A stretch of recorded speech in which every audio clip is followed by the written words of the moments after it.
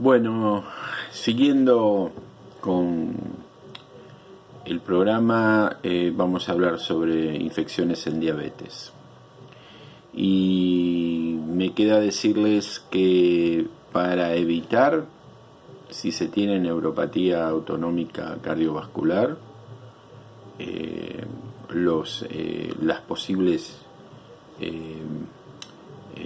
se llaman hipotensión ortostática, la dificultad que tienen al elevarse de una silla o de la cama.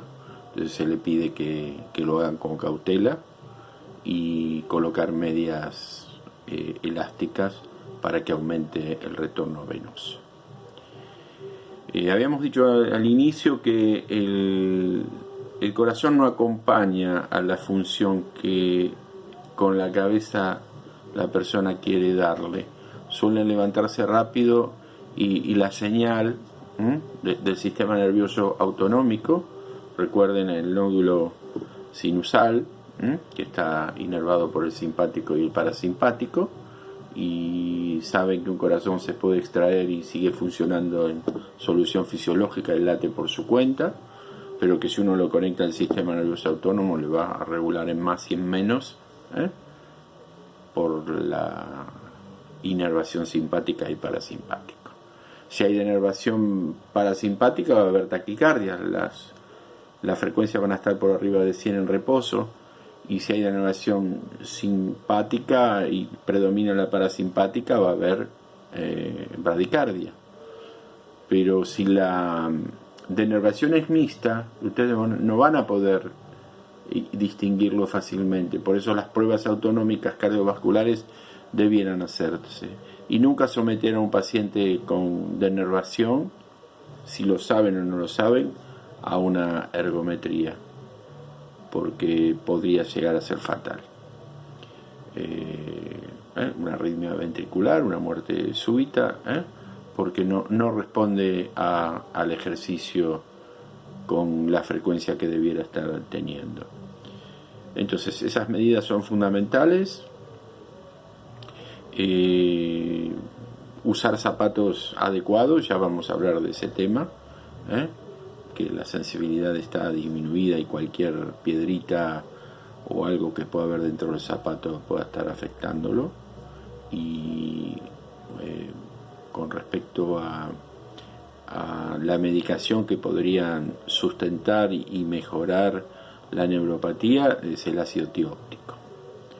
Y para evitar las diarreas por disbacteriosis en el síndrome de asa ciega, en el caso de neuropatía, se utiliza la doxiciclina a razón de 50 o 100 miligramos día para mejorar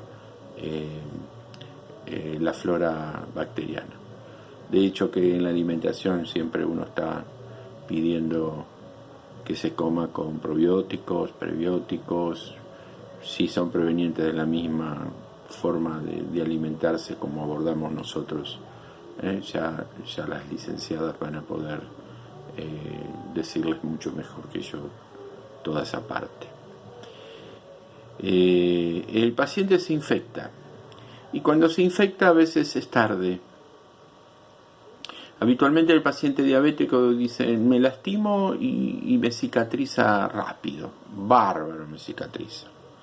Pero no es ese el tema. El diabético no es que no cicatriza, al contrario, cicatriza mucho más rápido. De ahí que las dificultades en las intervenciones quirúrgicas se tienen. De ahí que lo antiagregamos.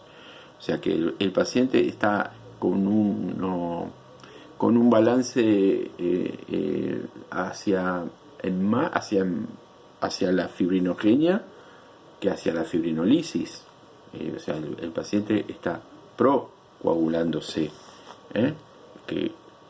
Que ahora vamos a hablar un poquitito, ya con el síndrome metabólico hablamos de fibrinógeno, hablamos de PCR, de la actividad que tiene los macrófagos para estimular el TRH, para estimular vía cortisol toda esa cascada inflamatoria, y que a la vez la PCR estimulada por las citoquinas inflamatorias, va a aumentar el fibrinógeno. Está en un estado de alerta, en un estado de estrés, está para coagular, no para no coagular. De ahí todas las dificultades que se tienen, desde los accidentes cerebrovasculares, desde los llanos, desde las trombosis profundas. Por lo tanto, la infección se agrega, ¿por qué? Porque se alteraron las barreras. ¿Qué barreras? Las barreras, por ejemplo, epidérmicas. Sí, claro. Las barreras epidérmicas están alteradas porque hay una neuropatía autonómica y porque hay una vasculopatía. O sea, no llega bien sangre, por lo tanto no hay suficiente cantidad de oxígeno y la inervación está en menos, por lo tanto las faneras se alteran. Ustedes pueden observar que un pie diabético tiene alteración en el apoyo, tiene una malformación de toda la estructura ósea por un debilitamiento de los ligamentos, tendones y músculos lumbricoides, y se produce lo que se llama pie de Charcot. Entonces hay una deformación en más, y que eso va a hacer que el apoyo podálico genere lo que se llama una hiperkeratosis, y la hiperkeratosis es el punto de partida para generar un daño interior. O sea que el paciente no se clavó nada, el paciente no se lastimó, pero marche preso, porque la hiperkeratosis que está generándose por aumento de la presión generada por la cabeza de los metatarsianos está generando ahí una isquemia y un daño. O sea que el daño es de adentro hacia afuera. Entonces no va a haber pomadas que curen. Lamentablemente, cuando eso se abra, se van a llenar de pomadas y van a recorrer el mundo buscando pomadas mágicas, que no pasa por ahí, porque está el factor mecánico del que les hablé, está el factor vascular del que les hablé, tanto arterial como el retorno venoso alterado, pero principalmente el arterial porque no está llegando, porque hay suboclusiones. Y después tenemos la alteración en la inmunomodulación, porque el paciente está inmunocomprometido.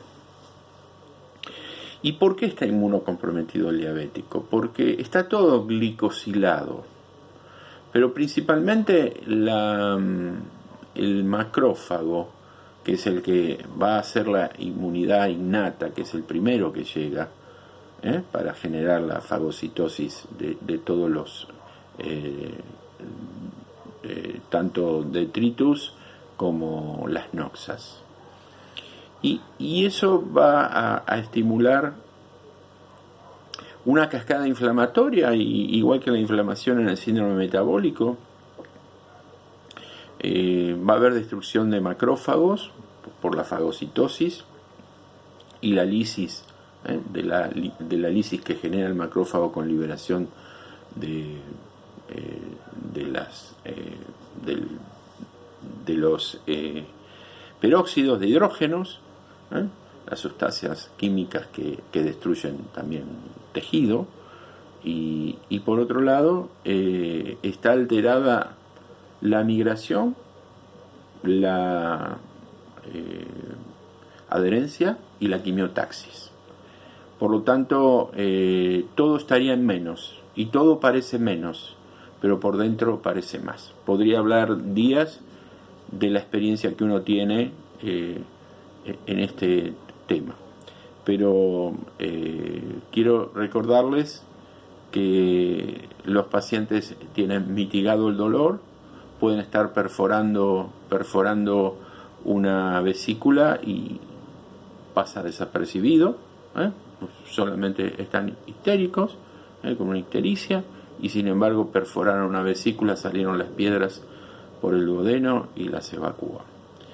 Y con el pie igual, si hay que hacer una intervención, suelen hacerse sin anestesias porque no sienten dolor. Así que fíjense el grado de compromiso que pueden tener las lesiones. Bien, estamos hablando de infección. Y cuando hay infección cerramos el círculo vicioso. Cuando hay infección se activa toda esa cascada y hay una hiperglucemia, que de la única forma que podemos soslayar es tratando lo agudo, Si el paciente es diabético tipo 2, debemos usar insulina el tiempo que dure la infección y tratarlo con un esquema simple, doble, triple de antibiótico terapia. Si nos da tiempo, vamos a entrar por el lecho sano del lado de la infección, vamos a extraer una muestra y vamos a cultivar para saber qué microorganismos intervienen en esta infección. Piense que cuando más infecciones hay, más complicaciones hay, más tendencia a tener bacilos y cocos gram negativos que complican más, generan bacteremia y pueden resultar de septicemias. De infecciones tengo que decirle eso principalmente. ¿Y cuáles las más frecuentes? ¿Cuáles son las más frecuentes? Las neumonías. Las neumonías, así como están de moda hoy por la pandemia, tal cual. Por eso que la vacunación antineumocóxica para evitar las neumonías es indispensable. Después está el criterio para vacunarlos contra la gripe, de las gripes tanto la aviar como la porcina, el H1N1 y todas las que saben. Pero saben que el virus solo bajaría las defensas y que termina generando una neumonía la bacteria o las bacterias que tenemos en ese momento, que fueron saprófitas y se transforman en patógenas, a no ser que haya una infección intrahospitalaria que los ayude a completar el cuadro grave. En la infección por gram positivos como estáfilo, estrepto, son más frecuentes en la piel. Piensen que a veces el debut diabético puede darse porque consultan en la guardia por una furunculosis, por un antrax.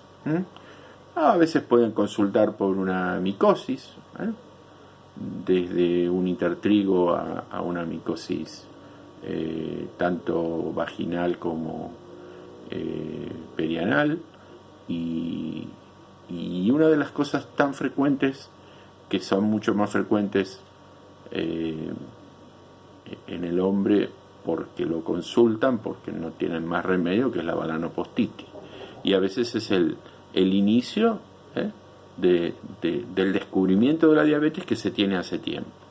Pero si uno indaga, tiene todo el cuadro florido más la balanopostitis, que en la mujer es la vulvovaginitis, que también es mucho más frecuente, y son mucho más frecuentes las infecciones de tipo urinarias, de todo el árbol urinario, y mucho más en la mujer porque la uretra es más corta, y el riesgo de pionefritis o una complicación que afecta, que genera un empiema es mucho mayor.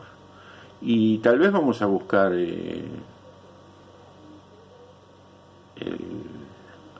la puniopercusión. Estamos en la guardia, la paciente está fiebrada, no se siente bien, está impregnada por la infección, le hacemos la puniopercusión y da negativa. Y fíjense en el triage. No tiene puniopercusión, no. Es una diabética seguro. Entonces no dejen de hacer un pequeño estudio, una glucemia.